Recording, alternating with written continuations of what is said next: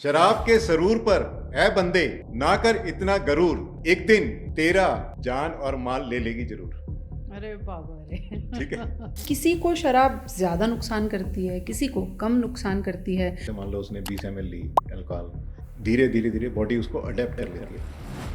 ये टॉलरेंस बढ़ने का ये मतलब नहीं है कि हमारा नुकसान नहीं हो रहा, नुकसान तो है ही नहीं। शराब क्या कैंसर की भी वजह बन सकती है? शराब हमारे शरीर में जाती है तो पहले जो है वो मुंह में जाती है, तो आंतों में जाके एब्जॉर्ब होने लगती है ब्लड के अंदर, और वो फिर लीवर में जाती है। कुछ पेन किलर्स का अगर हम एग्जांपल हाँ, लें, हाँ, yes। जब वो आपकी बॉडी में जाती हैं तो भी क्या लिवर में यही प्रोसेस होता है? जब इस तरह की कोई भी टॉक्सिक सब्सटेंस जा रहा है, जब वो हैंडल नहीं कर पाता तो लीवर को खुद नुकसान होने लगता है। आप कुछ टिप्स देना चाहेंगे जो लोग छोड़ना चाहते हो पर छोड़ ना पा रहे हो? अगर मान लो आपको लत लगी गई है तो आप कोशिश करिए ऑल्टरनेटिव ढूंढने की। क्या आपके टेस्ट ऐसा बता देंगे कि हाँ अल्कोहल और सिगरेट काफ़ी किया होगा तभी ये हालत है मरीज की? उसके लंग्स के एयर चैम्बर्स होते हैं वो टूटने लगते हैं, तो उससे लंग्स की सांस लेने की कैपेसिटी कम हो जाती है। ऐसी मेडिसिन आती हैं जो शराब छुड़वा सकती हैं? ऐसी मेडिसिन भी आती हैं जो शराब को छुड़वाए भी देती हैं। अगर वो शराब के साथ ले लो तो बहुत ज़्यादा रिएक्शन हो जाता है, तो आदमी अपने आप ही अवर्स हो जाता है कि वो चाहता है कि मैं छोड़ दूँ शराब।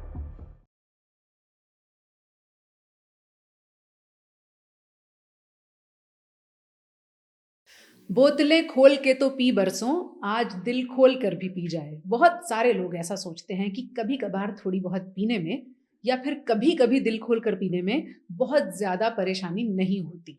ये तो सोशली एक्सेप्टेबल है। सोशली भले ही एक्सेप्टेबल हो, लेकिन डॉक्टर्स ये मानते हैं कि मेडिकली एक्सेप्टेबल नहीं है। शराब का बीमारियों से और ख़ासतौर पर कैंसर से क्या रिश्ता है, आज हम इसी बारे में बात करेंगे। हमारे साथ डॉक्टर विजय गुप्ता हैं जो कि न्यूक्लियर मेडिसिन के एक्सपर्ट हैं और शारदा ग्रुप ऑफ हॉस्पिटल से जुड़े हुए हैं। डॉक्टर साहब, बहुत बहुत स्वागत है आपका। हमने टॉपिक ऐसा छेड़ा है जिसे सुनने के बाद बहुत सारे लोग कहेंगे कि हाँ आप तो यही बताएंगे कि शराब बहुत बुरी होती है। तो हम पहले वहाँ से शुरू करते हैं। जब एक ज़माने में WHO ये कहता था कि 30 ml लेने में कोई नुकसान नहीं होता, तो वो 30 ml से हम नुकसान पर कैसे पहुँच गए हैं? क्या हमें ऐसा एविडेंस ने बताया, मरीजों के हालात ने बताया, कैसे ये हुआ कि शराब बिल्कुल नो है? देखिए, जो रिसर्च होती है एक डायनेमिक प्रोसेस होता है। आपको जैसे जैसे एविडेंस मिलते जाते हैं आप अपनी नॉलेज को एडवांस करते जाते हैं। तो जब पहले शुरुआत में जब उनको लगा होगा कि ठीक है हम सेफ लिमिट में ले रहे हैं, कोई असर नहीं होगा, कोई बुरा असर नहीं होगा, लेकिन फिर जैसे जैसे रिसर्च आगे बढ़ती गई तब उनको प्रूव हो गया कि भाई ये तो गड़बड़ हो जाएगी। तो उनकी रिकमेंडेशन जो फाइनल आई है, उन्होंने कहा कि एक बूंद भी जो है शरीर के लिए जहर है। एक बूंद भी जहर है? यस। बताइए, वो जो 30 ml का अपना पेग मेजर लेके बैठे हैं। नहीं, वो उसको किसी और चीज के लिए यूज कर लें। तो पहली लाइन में डॉक्टर साहब ने ये क्लियर कर दिया है कि एक बूंद भी जहर है। किस तरह का कनेक्शन आप अपनी डे टू डे प्रैक्टिस में देखते हैं? शराब क्या कैंसर की भी वजह बन सकती है? देखिए, ये जो एक शरीर है, अगर हम उसको सिंप्लीफाइड तरीके से लें तो जैसे हम शराब हमारे शरीर में जाती है तो पहले जो है वो मुंह में जाती है, और उसके बाद ईसोफेगस में जाती है, ईसोफेगस के बाद स्टमक में जाती है, फिर स्टमक के बाद वो आंतों में जाके एब्जॉर्ब होने लगती है ब्लड के अंदर, और वो फिर लीवर में जाती है, और लीवर में जाके उसका जो केमिकल फॉर्म होती है वो चेंज होती है, जिसको बॉडी बोलती है डिटॉक्सिफिकेशन कर रहे हैं, क्योंकि this is a foreign material in the body. तो उसको जब वो डिटॉक्सिफाई करती है तो उस प्रोसेस में कुछ ऐसे केमिकल भी प्रोड्यूस होते हैं जो बॉडी के लिए हार्मफुल होते हैं। तो उससे जो है लीवर के सेल धीरे धीरे डैमेज होने लगते हैं, और जब वो डैमेज होते हैं तो वो आसपास की अपनी ब्लड वेसल्स को ब्लॉक कर देते हैं, जिसके वजह से क्या होता है, जो मतलब जो उसमें जब डैमेज होते हैं तो जब वो डैमेज का रिपेयर होता है तो नोड्यूल्स बनने शुरू हो जाते हैं, और वो जो नोड्यूल्स होते हैं वही ब्लड वेसल्स को ब्लॉक कर देते हैं, जिसकी वजह से लीवर के अंदर जब ब्लड आ रहा होता है बॉडी के पार्ट से तो वो रुकने लगता है, और उसकी वजह से वो बैक फ्लो हो जाता है, और वो बैक फ्लो होने से बॉडी में कई जगह पे जो है, जो वहाँ पे जो वेन्स होती हैं या ब्लड वेसल्स होती हैं वो डायलेट होने लगती हैं, और उसकी वजह से हम जिसको बोलते हैं वेरिसिस, तो वेरिसिस बनती है। हाँ, वेरिसिस जो बनती है, क्या उसको लोग कैसे समझें? वेरिसिस बनना मतलब क्या होता है? वेरिसिस को हम इस तरह समझा सकते हैं, जैसे आप समझ लीजिए कि जैसे आपकी 4 उंगलियां हैं, ठीक है, इसका एक डायमीटर है, ठीक है, ये ब्लड वेसल का एक डायमीटर, नेचुरल डायमीटर ये वाला है। अब ये फैल के बड़ी हो जाए, ठीक है, तो ये ऐसी हो जाएगी, अभी तो ऐसी थी, अब ऐसे हो जाएगी, और ये वीक हो जाती है, तो यहाँ से ब्लड निकलने लग जाता है, तो वो जो ब्लीडिंग होती है उसकी वजह से भी शरीर को नुकसान होता है, ठीक है, क्योंकि लिवर में टॉक्सिसिटी बढ़ गई, लीवर में टॉक्सिक सब्सटेंस आया, उसने इसको इंड्यूस किया, ठीक है, जो नोडुलैरिटी को इंड्यूस तो किया। जो आपकी वेन्स हैं या हाँ नसें हैं, जो ब्लड वेसल्स हैं, हाँ हाँ, वो फूल के पतली हो गई। फूल गई, फैलने से पतली हो गई, और हाँ, वहां से ब्लीडिंग के चांसेस बढ़ गए। जो अपने आप में बीमारी का संकेत है। यस। ये जो डॉक्टर साहब आपने, मैं थोड़ा सा डिटोर ले रही हूँ, जो आपने ये चीज़ समझाई है कि हाँ लिवर जब किसी भी चीज़ को डिटॉक्सिफाई करता है, उस प्रोसेस में लिवर को नुकसान होता है। देखिए, हर चीज में नुकसान नहीं होता, हम्म, कुछ चीजों में नुकसान होता है, जो टॉक्सिक चीज़ें हाँ, अगर, जिसमें से अल्कोहल भी एक है। क्योंकि अल्कोहल तो एक टॉक्सिक सब्सटेंस है, इसमें तो कोई हाँ हाँ दो हाँ राय है नहीं। हाँ हाँ तो अगर कोई भी टॉक्सिक सब्सटेंस, जैसे कुछ पेन किलर्स का अगर हम एग्जांपल हाँ लें, हाँ हाँ, जब यस। वो आपकी बॉडी में जाती हैं तो भी क्या लिवर में यही प्रोसेस होता है? देखिए, लीवर जो है हमारे, हम ये कहेंगे कि लीवर हमारे लिए एक वरदान है। हम्म, ठीक है, ये शरीर में मतलब प्रकृति ने हमें एक ऐसी चीज दी है जो हमारे शरीर में नुकसानदेह चीजें पहुंचती हैं, उनको वो डिटॉक्सिफाई करता है। हम्म, ठीक है, और जो हमारी बॉडी में रोजमर्रा भी जो हम खाना खाते हैं या कोई भी केमिकल प्रोड्यूस होते हैं, उनको भी डिटॉक्सिफाई करता है। तो वो उसको इस तरह का बना देता है कि वो यूरिन में निकल पाए। तो कुछ सब्सटेंसेस को वो सिक्रीट भी करता है, जैसे हमारा बाइल जूस बनता है, उसमें भी जाके वो जो है बाइल जूस में जाके इंटेस्टाइन में निकल जाते हैं और स्टूल से बाहर आ जाता है। तो लीवर का काम डिटॉक्सिफिकेशन सबसे बड़ा इंपॉर्टेंट काम है। इसके अलावा जो और भी बहुत अच्छे काम करते हैं, जैसे एनर्जी को स्टोर करता है, ग्लाइकोजन की फॉर्म में यूज़ करते हैं। तो उसमें क्या होता है कि जैसे हम खाना दिन में 2-3 बार ही खाते हैं, तो बाकी टाइम जो एनर्जी चाहिए होती है वो लीवर से आती है। तो ग्लाइकोजन जो होता है उससे धीरे धीरे हमें एनर्जी मिलती है। उसके अलावा जो लीवर है उसके जो मतलब कुछ ऐसे भी तत्व बनाता है जो बॉडी के लिए यूजफुल होते हैं। ठीक है, तो अब यह है कि जो लीवर है, जब इस तरह की कोई भी टॉक्सिक सब्सटेंस जा रहा है, अगर वो उसको हैंडल कर लेता है तो बहुत ही अच्छा है। जब वो हैंडल नहीं कर पाता तो लीवर को खुद नुकसान होने लगता है। तो लीवर जो अपना काम है वो भी रुक जाता है। इसीलिए लिवर को शरीर का मैनेजर कहा जाता है। जैसे डॉक्टर साहब ने बताया, वो बहुत सारी चीज़ें कर रहा है। आपको एनर्जी देने के लिए उसमें एनर्जी स्टोर भी हो रही है, टॉक्सिसिटी से बचाने के लिए भी वो काम कर रहा है, और भी बहुत सारे काम कर रहा है। ऐसे भी हार्मोन्स होते हैं जो शरीर को पतला करने के लिए काम आते हैं। आजकल तो उनकी दवाएं बन रही हैं, वो भी कहीं ना कहीं लिवर में एंजाइम्स के थ्रू प्रोड्यूस होते हैं। तो कितनी अहमियत है लीवर की, वो आपने ज़रूर समझाया। अब डॉक्टर साहब, इसी से मैं ये सवाल पूछना चाहूँगी कि किसी को शराब ज़्यादा नुकसान करती है, किसी को कम नुकसान करती है, किसी को जल्दी चढ़ जाती है, किसी को कम चढ़ती है, तो क्या ये लिवर पर डिपेंड करता है कि वो कैसे उसको हैंडल कर रहा है? नहीं, ऐसा नहीं है। ये शरीर की अपनी एक टॉलरेंस होती है। ठीक है, कि किसी को कम अमाउंट में ही ज़्यादा असर आ जाता है। ठीक है, एब्जॉर्प्शन अगर फास्ट होगी तो भी फर्क पड़ जाएगा। कुछ लोग क्या करते हैं, उसकी एब्जॉर्प्शन स्लो करने के लिए थोड़ा फैट खा लेते हैं। ठीक है, फैटी चीज़ें ले लेते हैं। तो ये बेसिकली हर व्यक्ति की टॉलरेंस पर भी निर्भर करता है। और फिर क्या होता है, जैसे कोई व्यक्ति किसी मात्रा में लेता है, जैसे मान लो उसने 20 ml ली अल्कोहल, फिर धीरे धीरे धीरे बॉडी उसको अडेप्ट कर लेती है। अगली बार वो 30 लेगा तो भी बॉडी उतना ही रिस्पॉन्स करेगी जितना 20 पे कर रही थी। इसका मतलब उसकी टॉलरेंस हो गई है। तो टॉलरेंस धीरे धीरे बढ़ती भी जाती है, लेकिन ये टॉलरेंस बढ़ने का ये मतलब नहीं है कि हमारा नुकसान नहीं हो रहा। नुकसान तो हो ही रहा है। नुकसान तो हो ही रहा है। कभी कभार पीने में भी नुकसान है?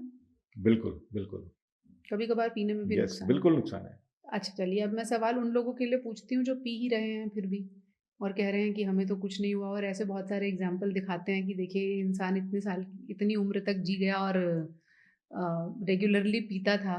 तो पीने वालों के फेवर में मेडिकल साइंस कुछ कहती है क्या?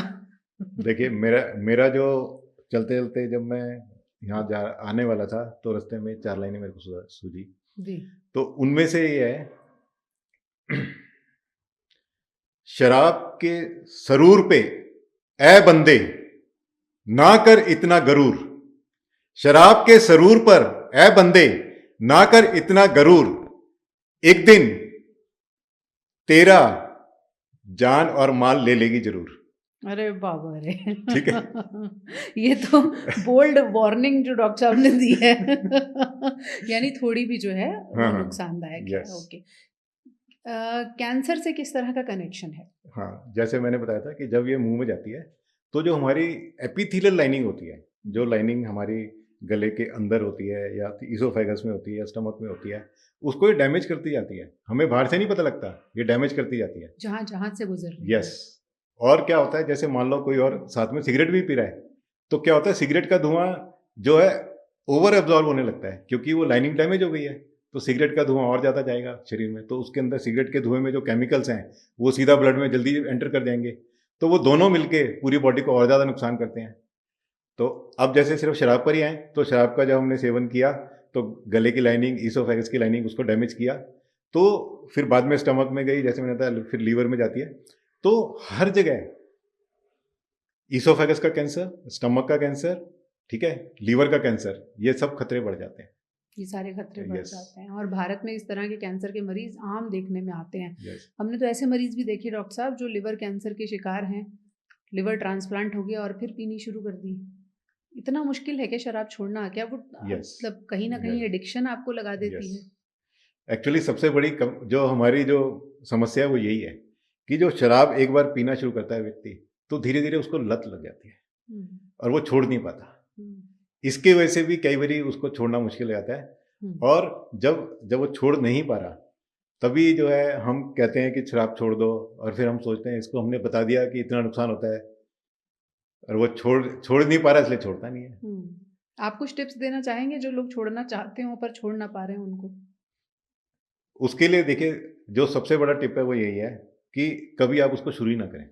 अब तो शुरू कर चुके, तभी तो छोड़ना चाह रहे हैं सर। कोई बात नहीं, फिर भी बताना चाहेंगे, जो व्यक्ति इस बारे में सजग होना चाहते हैं उनके लिए मैं यही कहना चाहूँगा कि कभी भी आप शुरू ही ना करें, क्योंकि एक बार आप शुरू कर देंगे फिर आपकी हिम्मत होगी, फिर आप और थोड़ा ट्राई करेंगे, और इसी में धीरे धीरे आपकी प्रॉब्लम बढ़ जाएगी। तो इसलिए इसको शुरू ही नहीं करना चाहिए।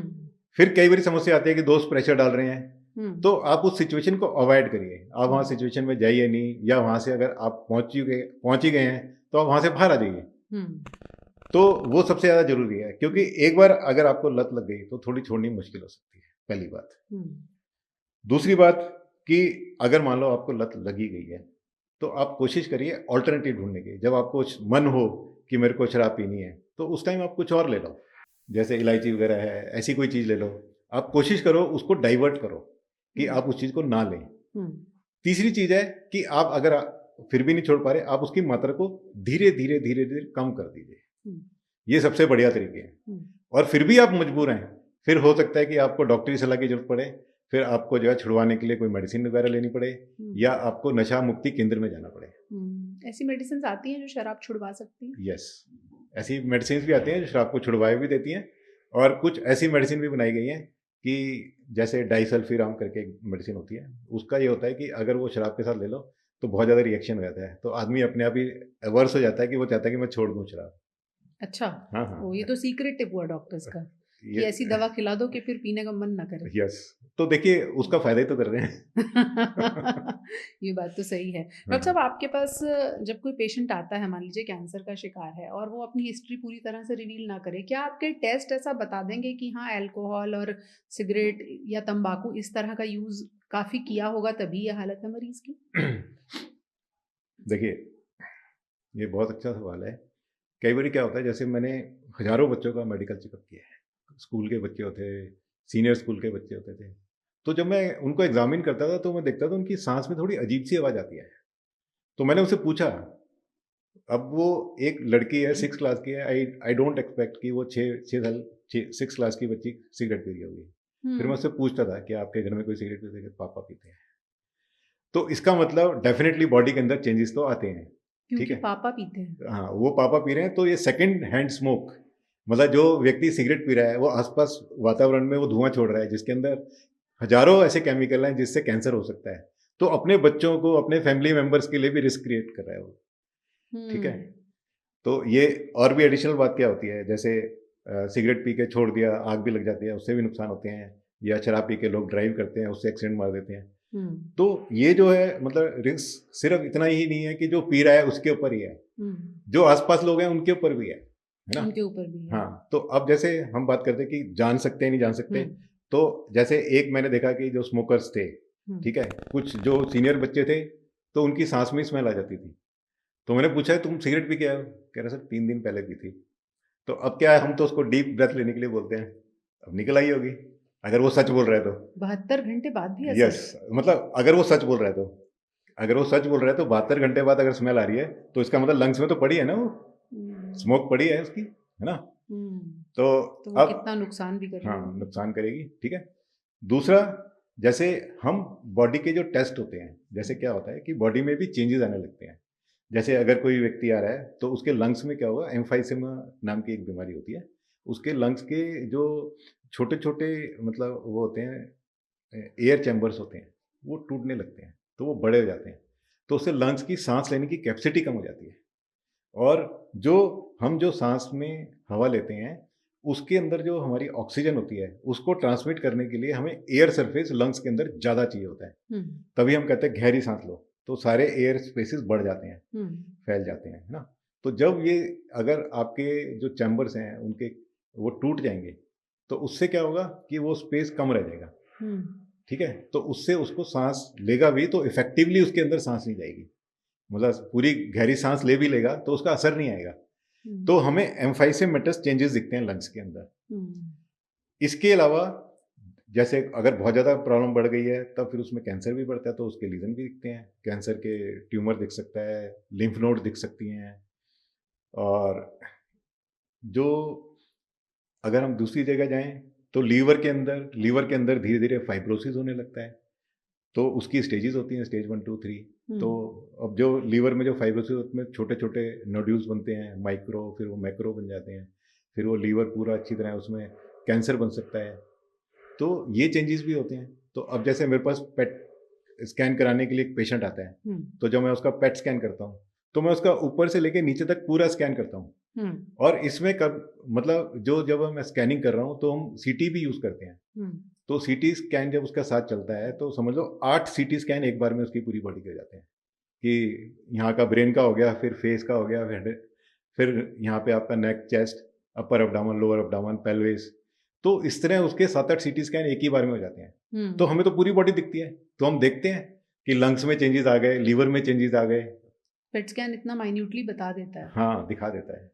डॉक्टर साहब, आपकी जो फील्ड है न्यूक्लियर मेडिसिन, हाँ उससे जुड़े एक दो सवाल मैं पूछ लेती हूँ कि ये किस तरह से इसका इस्तेमाल होता है मेडिकल फील्ड में, कैंसर हो या दूसरी फील्ड हो, ये क्या बताती है और किस लिए इस्तेमाल में आती है? देखिए, न्यूक्लियर मेडिसिन में जो हम मेडिसिन यूज़ करते हैं, जैसे न्यूक्लियर शब्द है, तो जो हमारी जो मेडिसिन होती है, उसमें जो हम एलिमेंट्स यूज़ करते हैं, जो केमिकल यूज़ करते हैं, उसका जो न्यूक्लियस होता है वो रेडिएक्टिव होता है। रेडिएक्टिव का मतलब क्या होता है, उसमें से विशेष प्रकार की किरणें निकलती हैं।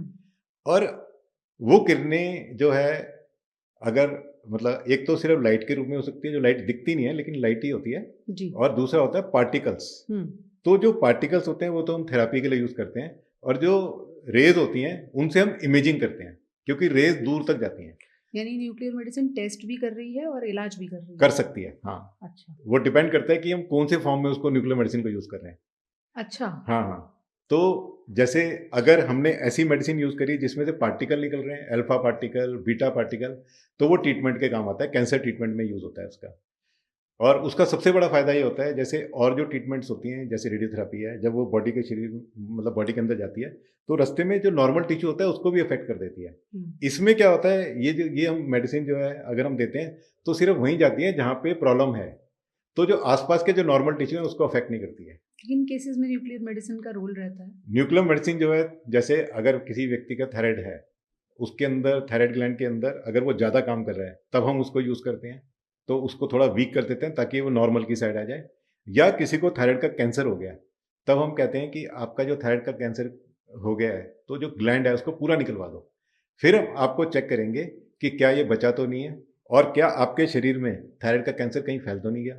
अगर उस टेस्ट में पाया जाता है कि यहाँ पे थोड़ा बचा हुआ है या शरीर में फैल गया है, तो हम जैसे टेस्ट डोज जो है कम देते हैं, और जो थेरापी की डोज होती है वो ऑलमोस्ट मतलब 10 टू 20 टाइम्स तक होती है, या 50 टाइम्स तक हो सकती है, डिपेंडिंग ऑन कि लोकेशन कहाँ पे है। तो उतनी डोज हम पेशेंट को फिर देते हैं। बहुत सारे लोगों के अलग अलग बीमारी में न्यूक्लियर स्कैन किए जाते हैं। हाँ, तो उस दौरान उस पेशेंट को पहले से कुछ प्रिपेयर करना पड़ता है, बाद में कुछ एहतियात रखनी पड़ती है, किस तरह से पूरा प्रोसीजर होता है? ओके। बेसिकली न्यूक्लियर मेडिसिन एक फंक्शनल इमेजिंग है, तो वो फंक्शन को असेस कर रही है। तो अगर हमें फंक्शन को असेस करना है तो we should have some optimum preparation. Patient को ढंग से तैयार करना जरूरी है। तो कुछ केसेस में तो जैसे हम लोगों को कई बार पेशेंट को बोलना पड़ता है कि आप खाना नहीं खाएंगे, फास्टिंग रखेंगे, पानी ले सकते हैं, और फिर अब हम टेस्ट करते हैं। और कुछ केसेस में ब्लड शुगर कंट्रोल होनी चाहिए, कुछ केसेस के अंदर जैसे हम उसको शुरू में कोई जैसे मेडिसिन भी दे सकते हैं कि आप ये मेडिसिन लेके आइए, फिर हम आपका कल टेस्ट करेंगे। तो ये ऑर्गन टू ऑर्गन वेरी कर सकता है। अच्छा, और हाँ। इसमें कैसे ये टेस्ट किए, क्या इस्तेमाल करते हैं न्यूक्लियर स्कैन में? कुछ न्यूक्लियर मटेरियल है, क्या है? हाँ हाँ, जैसे मैंने आपको बताया था कि हम जो किरणें यूज करते हैं वो न्यूक्लियस से आ रही होती हैं। तो जी। जो हमारे एलिमेंट होते हैं वो जो न्यूक्लियर रेज छोड़ रहे होते हैं, जिसको हम गामा रेज बोलते हैं, तो जो गामा रेज को जो वो छोड़ रहे होते हैं उन्हीं केमिकल्स को यूज करते हैं। तो उनमें से जो सबसे ज्यादा यूज होने वाले केमिकल हैं, फ्लोरीन 18 है, F18 शॉर्ट में बोलते हैं। फिर है टेक्नीशियम 99M, जिसको TC99M भी बोल देते हैं। अब क्या होता है, अगर मैं TC99M को बॉडी में छोड़ दूं तो वो लिमिटेड जगह पे जाएगा, जैसे थायराइड में चला जाएगा, थोड़ा किडनी में दिख जाएगा, थोड़ा स्टमक में चला जाएगा। लेकिन अब अगर मैं किसी और ऑर्गन की इमेजिंग करना चाहूँ, मैं चाहूँ हार्ट की इमेजिंग कर लूँ, या मैं चाहूँ लंग्स की इमेजिंग कर लूँ, मैं चाहूँ बोन्स की इमेजिंग कर लूँ, तब मेरे को ऐसा करना पड़ेगा कि उसको डायरेक्ट करना पड़ेगा कि वो वहीं जाए।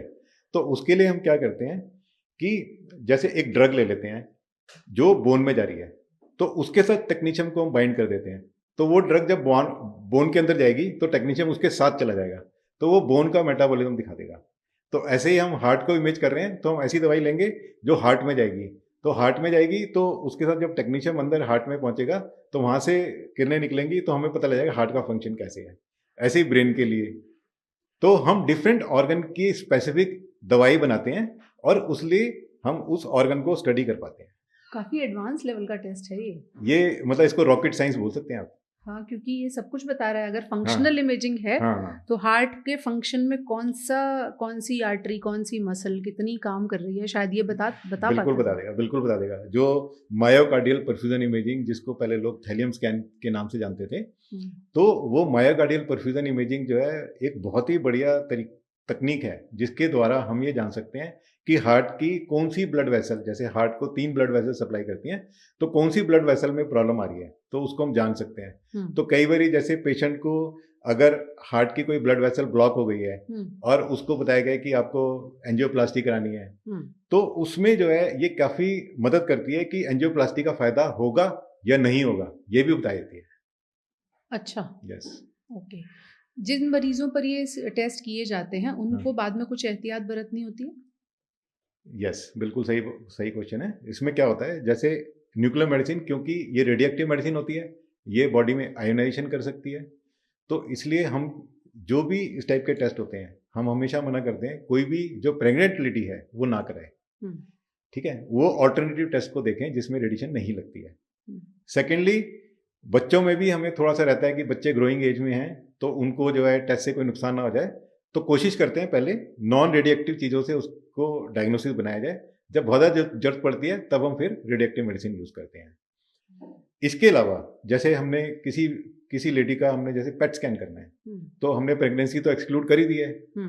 दूसरी बात यह है कि अब उनके शरीर में रेडिएक्टिव मेडिसिन है, तो हम ये रेडिएक्टिव मेडिसिन जो है शरीर में अपने आप तो डिके होती है, यूरिन के थ्रू भी निकलती है, तो हम उनको एडवाइस करते हैं कि आप जो है थोड़ा पानी ज़्यादा पिएं तो यूरिन में दवाई ज़्यादा से ज़्यादा जल्दी निकल जाएगी।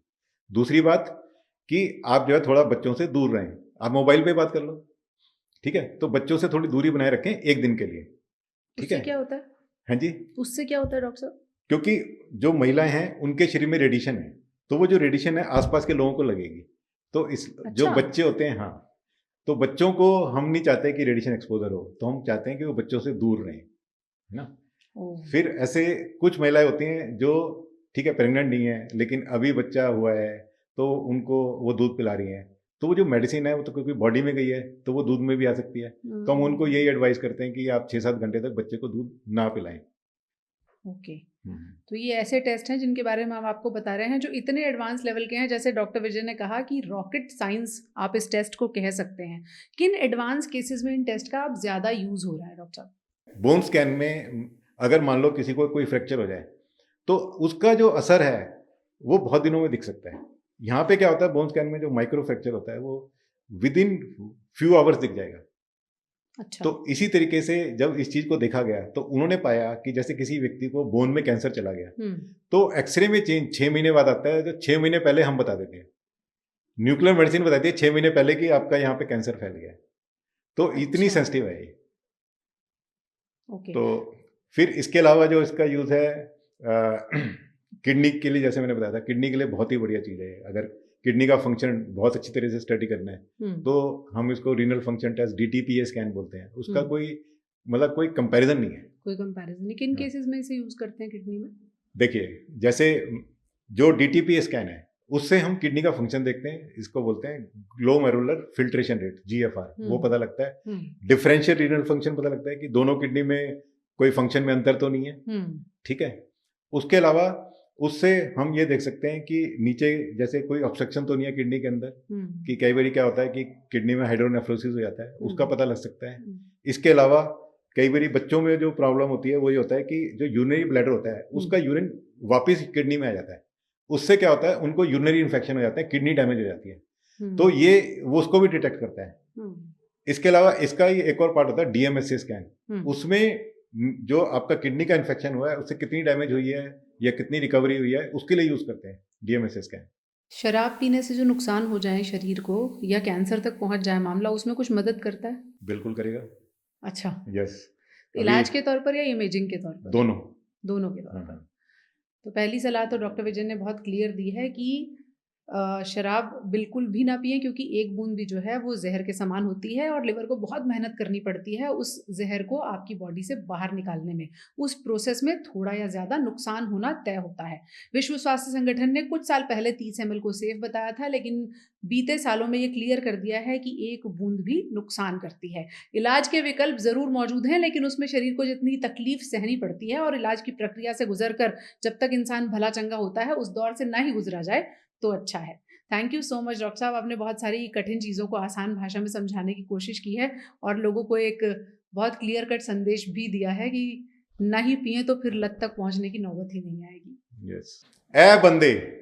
ए बंदे तू शराब के सरूर पर ना कर इतना गरूर, एक दिन तेरा जान और माल ले लेगी जरूर। बहुत बड़ा संदेश छिपा है इसमें, समय रहते पहचानिए। धन्यवाद। ठीक, थैंक यू।